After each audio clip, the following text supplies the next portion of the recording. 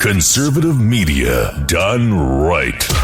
You're listening to the SHR Media Network. I'm Corey Evan, coming up in the Weekender. The Octomom is back in the news, and she's proving to be quite the fraudster. The city of Burbank, California repents of false water waste accusations in our continuing battle against global socialism. In Crime and Pinheads, we learn why stopping for a bite after holding up a bank is not such a good idea. There are 15 celebrities in a small space in my game show news minute. And we're gearing up for back-to-school shopping season. So grab your reusable bags and let's use them over and over and over today. The Weekender starts now. Making sense of the week's news and most of your weekend from Southern California. This is the SHR Weekender with Corey Evans. I hope y'all are staying dry out there because it is a wet one here in Southern California. This is the SHR Weekender for this Saturday, July 18th, 2015. The history books will show that both sides got their fair share of wins and both made major concessions. This from ABC News on Monday. Most importantly for the U.S., Iran has agreed to dismantle most of its nuclear program, guaranteeing they would not be able to make a bomb for at least 1 year over the course of 10 years. Iran's 19,000 installed centrifuges will have to be cut to no more than 6,104 for the next 10 years. The 13,000 decommissioned centrifuges will be sent to monitored storage by the IAEA, the International Atomic Energy Agency. Iran has also agreed to reduce its stockpile of enriched uranium by 98% and agreed to halt further enrichment. The material would either be diluted or sold. The heavy water nuclear reactor in Iraq will be redesigned, preventing Iran from producing weapons-grade plutonium there. Iran will ship the spent fuel from Iraq, and over the next 15 years, Iran will not build any new heavy water reactors. Iran will convert its deeply buried Fordow nuclear facility into a nuclear physics and tech center, they say. If Iran breaks its commitments, all sanctions could be quickly snapped back into place, according to the terms of the agreement.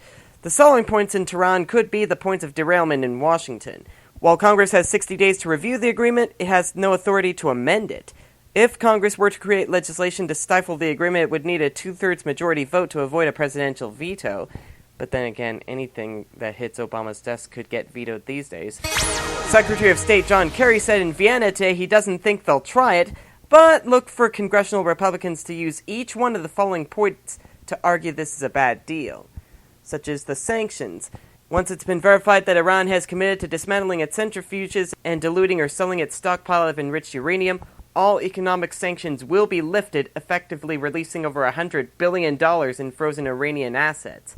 Economic relief was the driving incentive for Iran. UN inspectors can demand access to nuclear facilities on Iran military sites, but they aren't immediate or even guaranteed. Any inspections at these sites would need to be approved by a joint commission composed of one member from each of the negotiating parties. The process could take as many as 24 days, which critics will claim is enough time for Iran to cover up any non-compliance, including this critic. And the final win is the lifting of an international arms embargo over time. The accord states that Iran will be permitted to buy and sell conventional arms on the international market in 5 years. And in 8 years, they'll be able to do the same with ballistic missiles. The embargo was a major sticking point throughout the talks, with Iran demanding it be lifted. And, of course, Iran gets to continue to conduct research and development related to its nuclear program. There will be limitations, but essentially, they'll be allowed to research enrichment activities as long as it's for peaceful purposes. Define peaceful, Iran. And until you give us proof here at the SHR Media Network that you're going to stick to the program, I don't buy it for a second. Oh boy, she's back, ladies and gentlemen, the Octomom! Nadia Suleiman, according to AP on Tuesday, pleaded no contest to a single count of misdemeanor welfare fraud for failing to disclose income she was receiving from videos and personal appearances while collecting more than $26,000 in public assistance funds to care for her 14 children. Suleiman was sentenced to 200 hours of community service and 2 years of probation and ordered to pay a small fine. Her attorney, Arthur J. Lacelento, said that with financial help from friends, his client has already repaid the county welfare system. Suleiman became famous in '09, as you know, by giving birth to 8 children who quickly became the world's longest surviving octuplets. Like their 6 older siblings, the octuplets were conceived by in vitro fertilization. Suleiman has never revealed their father's identity. She struggled to support them, resorting to earning money by doing a porn video, posing topless for different publications, dancing in a strip club, and taking part in boxing matches with D-list celebrities. Facing economic challenges last year, she applied for welfare benefits and collected $26,000 that she wasn't entitled to, authorities say. The district attorney's office says she's since repaid $9,800 to the California Department of Healthcare Services and $16,500 to the LA County Department of Public Social Services. Which makes you, my friend, dumber than Patrick Starr. Yeah, you make him look like a smarty-pants Boston lawyer. From Wednesday, according to the BBC, former Greek finance minister Yanis Varoufakis has told the BBC that economic reforms imposed on his country by creditors are going to fail ahead of talks on a huge bailout. Mr. Varoufakis said Greece was subject to a program that will go down in history as, quote, the greatest disaster of macroeconomic management ever. The German parliament approved the opening of negotiations on Friday.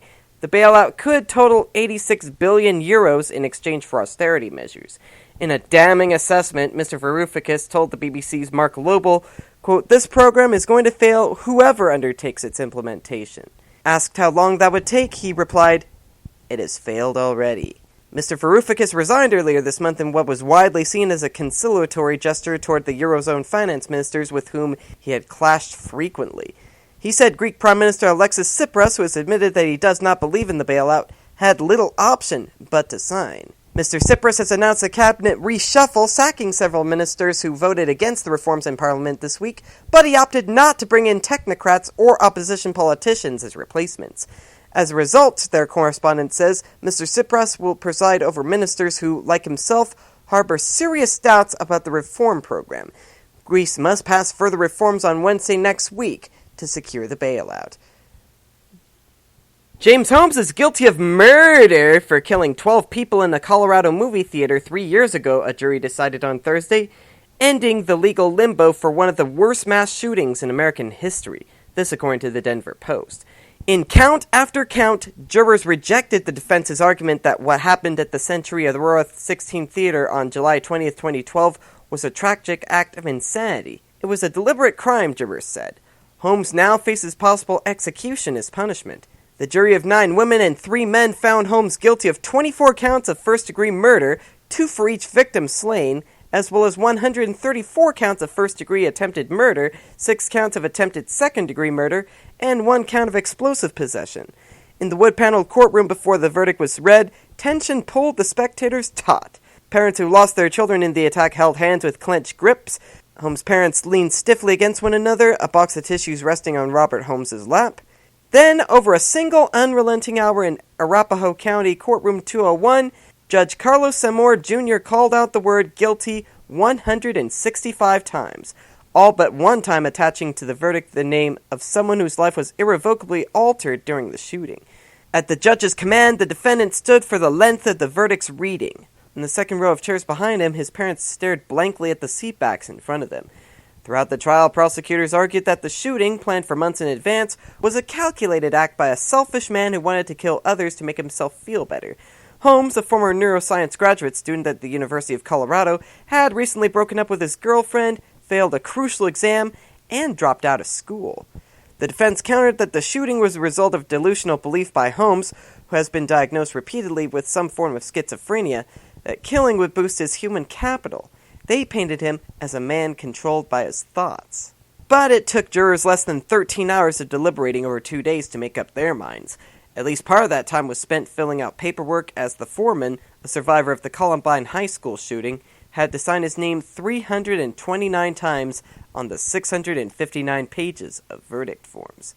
Jurors will return again to the courtroom on Wednesday for the start of the sentencing phase, which could last several weeks and will likely include a new deluge of emotional testimony from victims, survivors, the parents of the convicted, all hoping for a ray of justice. And, I see a theme going here, but don't think I'm supporting gun control anytime soon, other than to try and keep guns out of the hands of those who are already guilty of shooting a whole bunch of people. But on Friday, the uncle of a suspect in the shooting rampage across several northern Maine communities that left 2 dead said his nephew showed no emotion when he surrendered. This according to the AP. 35-year-old Anthony Lord was arrested at the Holton home of his uncle Carl Lord Jr. on Friday. Police say Anthony Lord had beaten a man and stole his pickup truck before shooting 5 people, 2 of them fatally. Carl Lord Jr. said Saturday that when his nephew arrived at the home, he unloaded the bullets from his gun into a vegetable garden and dropped the weapon. He says the suspect said nothing until he was being taken away by police when he turned to his mother and said he loved her. The uncle said Lord seemed like the type of kid that just snapped. And I bet you it'll be in a future episode of Snapped, one of my wife's favorite programs. And how convenient that it rains on a Saturday when I have a water story to report in our continuing battle against global socialism. This out of California, according to the BurbankLeader.com, under a requirement to meet state-mandated water cuts of an estimated 1 billion gallons between June and February, Burbank Water and Power has stepped up efforts to educate customers about the required cuts and, when necessary, fine them for prohibited water wasting activities. The utility is also alerting customers of potential pipe leaks and other ways to save water.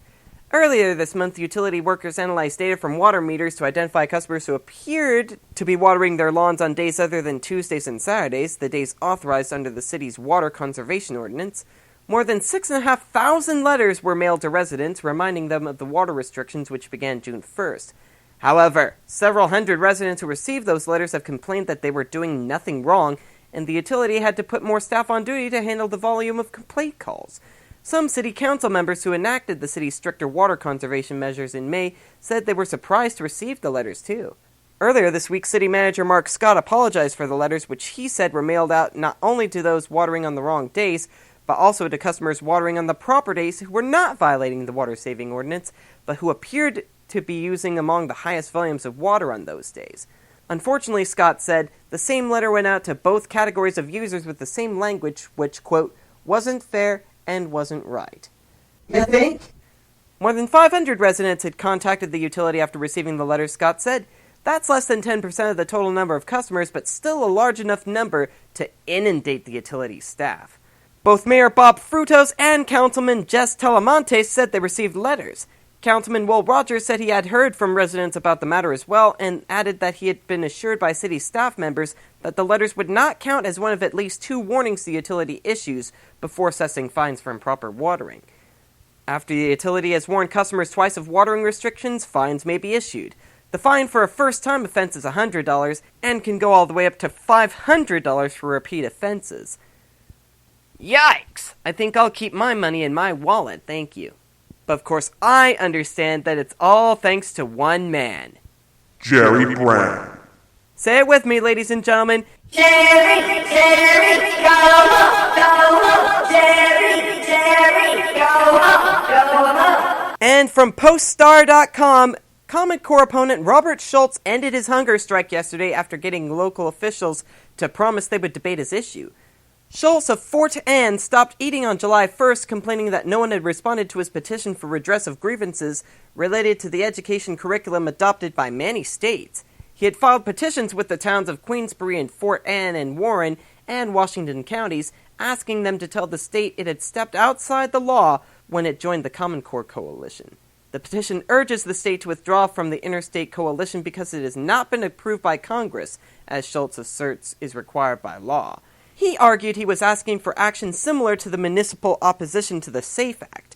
Many counties and towns sent resolutions to the state objecting to the Firearms and Ammunition Act and listing reasons why they believed it was unconstitutional and an unreasonable burden on their law enforcement personnel. But local officials at first responded with silence or by telling him the issue was outside their purview. It was only at the beginning of the week, after 12 days without food, that he began to get attention. Fort Anne board members discussed the matter seriously, but said they did not want to vote without their supervisor, who was home sick with pneumonia. They said they'd try to schedule a special meeting to vote in the next few weeks. He lost 17 pounds this time. Well, I imagine he looks good losing all that weight, but at the same time, fasting, even though I believe in fasting, should be used cautiously.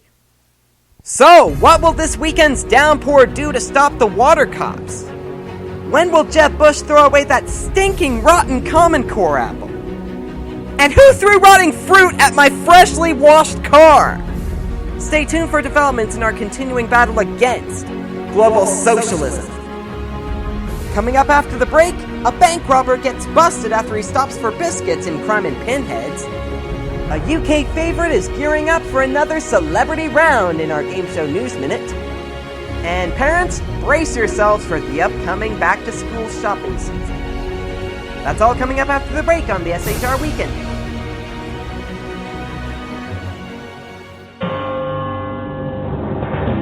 Hello, I'm Paul, a student at Hillsdale College. Here is my professor, Dr. Larry Arnn, on the separation of church and state. America's founders believed in the separation of church and state, in that the country was not to have an official religion or an official sect. But that did not mean that government was to be hostile to religion, or even indifferent to religion, as many today argue. In fact, America's founding document, the Declaration of Independence, includes both a reference to God as the author of the laws of nature and a confident assertion that human beings are endowed by their Creator with certain inalienable rights. Far from being hostile or indifferent to religion, America's founders understood the theology of the Declaration to be an essential part of the education of citizens. This Constitution Minute was brought to you by Hillsdale College. To join the national conversation on the Constitution, go to constitutionminute.org.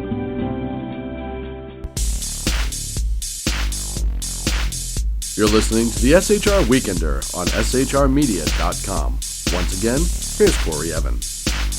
Thank you, Sean. That is, of course, Sackhead Sean from the Sackheads radio show every Wednesday night at 11 Eastern, 8 Pacific, right here on shrmedia.com. Now, Sean, when I was in middle school, my history teacher once told me that he lived up in that region and that the temperature there never got warmer than 83 degrees. Now, Al Gore says that that's changed. Maybe you can verify that for me? If you could send me a text and get back to me on that, that'd be great. Thank you. But at any rate, it's time for us to find out who botched their crimes this week in Crime and Pinheads. Yes, it's that time of the week where we find out who did something so stupid in committing their crimes that was only a matter of time before they got a deluge. According to the AP, a man who was arrested for robbing a Western Pennsylvania bank when he stopped to eat biscuits at a nearby restaurant will spend 2 to 4 years behind bars. The Pittsburgh Tribune-Review reports 32-year-old Shane Lindsay of Arnold was sentenced by a Westmoreland County judge on Wednesday after pleading guilty. Lindsay was arrested about 20 minutes after he robbed the Citizens Bank in downtown New Kensington on January 14th. That's when witnesses said a bold man matching Lindsay's description ran toward a restaurant after the heist. Police knew the business had surveillance video and went inside to view it, hoping for clues as to where the suspect went, only to find Lindsay eating at a booth. Police say Lindsay used the restaurant's bathroom to discard a coat and hood he wore during the robbery. Yeah, like they're not going to find it at a diner in the middle of town. I mean, honestly, in front of 100 witnesses, aka security camera, PD, and however many customers were there that day, that's just dumb. I'm sorry. Next up, according to NBC News, a Millbury, Mass. Man was arrested on drink driving charges after he reportedly pulled alongside a fully marked police cruiser and asked for directions to McDonald's. Police said Joseph D'Amato was slurring his words and appeared dazed. D'Amato's blood alcohol count was more than 3 times the legal limit. He's now facing driving under the influence and negligent driving charges, as well as an inspection violation. As one of Sturbridge police officers commented, "Brilliant, huh?" Yes, it was, officer. What an addition to Crime and Pinheads. I think this guy deserves to go up on the wall of shame. And what would you do if you witnessed a crashed car? Would you try to help the victims? Or would you merely take out your phone, enter the crashed car, film the injured, and then put the video on Facebook? The latter describes the accusations leveled at 41-year-old Paul Pelton of Lorain, Ohio, according to CNET. Son of a... A Honda sedan was traveling quickly toward a level crossing. The driver lost control and the car went off the road, crashed into a house. It caught fire and local residents rushed to help. Police say that Pelton took out his cell phone, began filming the teens as they lay injured, and then entered the crashed vehicle through the back door to film some more. Lorain Police Detective Buddy Seivert told the Northeast Ohio Media Group, quote, "He went right in after the crash before the rescuers or police arrived." In a Facebook post, the police said, While others were rendering aid to these boys, a male took the opportunity to film this horrible scene with his cell phone. In the video, the male makes comments that the boys were idiots and holds his cell phone so that he can film these two boys who were in medical crisis. The male then opens the back door of this vehicle and leans in to continue capturing video, unquote. One of the teens, 17-year-old Cameron Friend, died of his injuries. Police say that Pelton posted his video to Facebook under the name Paul Santucci. He also is said to have offered it to various news groups in exchange for money. The tricky part with respect to the law is that the police could only charge him with vehicle trespass. This is a 4th-degree misdemeanor. But I'd say that's just being too kind to him, officers. Mr. Pelton, you are on my wall of shame faux show. Dumb criminals beware, let this be a message to you.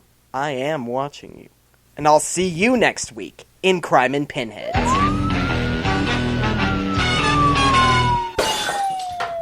Now, the National Retail Federation's prediction that back-to-school sales will drop 9% this year came in stark contrast to broader economic trends as stronger housing and job markets have helped shape a more confident consumer. This according to CNBC, but then again, it's kind of hard for us to trust anything out of CNBC. Anyway, in a call after the survey's release, the trade organization downplayed the correlation between its findings and overall shopper sentiment, explaining that back-to-school purchases are more needs-based than other spending events. This means shoppers that stocked up on essential items last year don't need to buy as much this season. But while there is some truth behind the NRF's analysis, particularly as it pertains to waning electronics sales, there's also some broader economic concerns also weighing on expectations. According to a separate report by Customer Growth Partners, the fact that fewer than 50% of working-age adults have full-time jobs, sluggish growth in disposable income, and uncertainty about Puerto Rico and Greece are all dampening shoppers' appetites. The NRF's back-to-school spending survey, which polled 6,500 shoppers, found that total spending for school-age and college students is expected to reach $68 billion this year. That's down from the almost $75 billion in 2014, with revenues from electronics projected to be particularly weak. Among K-12 parents, spending in this category is expected to drop 7%, whereas for college students, it's anticipated to fall 15%. But of course, because when you have as much saturation in the electronics market as we have today, that's bound to happen from year to year. But even shoe sales are expected to drop 6% among both groups, and apparel spending is also expected to decline across the board, which to me at least equates to potentially more clothing retailers going out of business. But at the same time, you can understand why I have very good reason to be skeptical about that CNBC report. Collectively, American parents with kids in kindergarten through 12th grade will shell out almost $25 billion. That's a drop of about 6% from last year, but that's still a pretty big number in my book. On average, a family of school-age kids expects they will spend about $630 this year, the lowest it's been since 2011, and down from $669 last year. It's not just backpacks and binders. The biggest chunk of families' overall back-to-school budget goes to clothes, which around 93% of families buy. Across all shoppers, clothing and electronics account for more than $400 of the average family's back-to-school outlay. And while not all parents are buying electronics, the 57% who do so spend more on that than on clothes. Wow, I wonder how they manage that. An average of just about $346 a family. For parents who grew up in an era where a graphing calculator was the most costly gadget a kid could need, that's a big adjustment. And parents, if you're thinking that your kids are going to defray some of the costs by kicking in the contents of their piggy bank this summer, guess again. Only about 4 out of 10 teens will help pay for their back-to-school expenses, and those who do will only contribute around $82 tops. Because you know, kids, they feel entitled these days. They feel that their parents need to go out and buy them an iPad or a Nexus or an Xperia Z tablet, whatever their favorite electronic is. My wife, she actually works in a thrift store, and I know you have to scrutinize every single item of clothing in a thrift store in order to find anything decent for back to school. But as we have proven to ourselves in the past, it's doable. Think of the savings. I mean, you'll easily pay $20 for a shirt at the mall, but if you go to a thrift store, you can easily find a comparable shirt for about $5. Right there, that's a 75% savings, so you can do 75% more with your budget. That's 75% more pencils, 75% more notebooks, 75% more notebook paper. And that means 75% more chances to pass notes while the teacher's not looking. Okay, I don't exactly condone it, but I say if you want to go ahead and pass a note, if you're trying to get a friend's attention, I see nothing. Dipper duper double rare. But I'll tell you what I do see after the break. 15 to 1 is gearing up for Celebrity Edition in the UK in my Game Show News Minute. And another reason to keep the Sabbath holy in my Tip of the Week. You're listening to the SHR Weekender. I'm Corey Evans. Take a minute, get yourself a snack, and come on back. In a world controlled by corrupt politicians, You got a business. You didn't build that. a team of ordinary men emerge from the ashes to give voice to the voiceless and hope to the hopeless. Sackhead Sean. Dude, I'm not saying cow for the stupid promo. Sackhead Clint. All good friends of ours usually show up drunk. Also starring Sacco as the producer. I'm a little bit drunk, 'cause I'm drinking. They are the Sackheads Radio Show.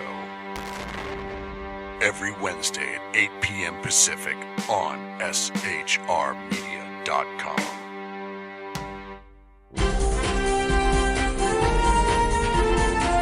I'm Corey Evan, the Game Show Geek. It is Saturday, July 18th, 2015. Here comes your Game Show News Minute. UK's Channel 4 has ordered 4 celebrity quiz show specials from Argonon-owned Remedy Productions. Hosted by Australian comedian Adam Hills, Celebrity 15 to 1, a star-studded version of the iconic quiz show 15 to 1, is to showcase 15 celebrities from the world of comedy, entertainment, sport, and music as they battle through these rounds of questions for the chance to win a grand prize for charity. Sky One has commissioned a brand new season of the family entertainment show Wild Things from Zodiac-owned IWC Media, Mad Monk, and Group M Entertainment. Tony Molesdale, the director of programming at Group M Entertainment, remarked, quote, GME is thrilled to be working with Sky, IWC Media, and Mad Monk again on this truly innovative format. Adam McDonald, the director of Sky One, added that the show is a big, daft slice of genius. It's brilliant that bonkers can still thrive. Look for the new season of Wild Things later this year. And the nominations for the 67th Annual Primetime Emmys include The Amazing Race, Dancing with the Stars, Project Runway, So You Think You Can Dance, Top Chef, and The Voice for Outstanding Reality Program. And outstanding reality hosts include Tom Bergeron, Anthony Bourdain, Kat Deely, woohoo, Heidi Klum and Tim Gunn, and Jane Lynch. All of which make me look forward to the upcoming Primetime Emmys. And until then, I'm Corey Evans saying have a great day. This has been your Game Show News Minute. At any rate, that brings us to our tip of the week. And this week, my advice to you is create a no-spending day at least one day a week. Sunday for me is the Sabbath day, and we try to keep it holy. Which for me means not spending any money on Sunday. And I'll tell you why it's a very good idea, other than religious benefits, which are intangible. I mean, technically, even if you don't open your wallet, you're still spending money, like for rent, mortgage, car insurance, subscriptions, Christmas gifts. You just don't count them every single day. But that's even more of a reason to create a no-spending day, because you can actively control it. They actually got the idea from Alexandra in Wilmington, North Carolina, who writes, quote, we do a week with no spending. We fill the car with gas and hit the grocery store on Sunday. Starting Monday, we cannot spend a cent. Sort of a fun little challenge, and it's only for a week. So, if I see something I need or want, I can get it next week. No cheating. Amazing results. And depending on how much you spend each day, the savings can range from $50 to $200. Imagine what you can do with that. That's one of your credit card bills taken care of right there.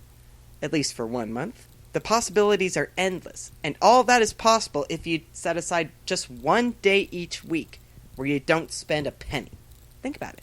And then get back to me next week on the SHR Weekender. That is your Weekender for this Saturday, July 18th, 2015. Follow us on Facebook and Twitter, and I'll see you next week. Till then, make a splash this weekend or not. The choice is yours.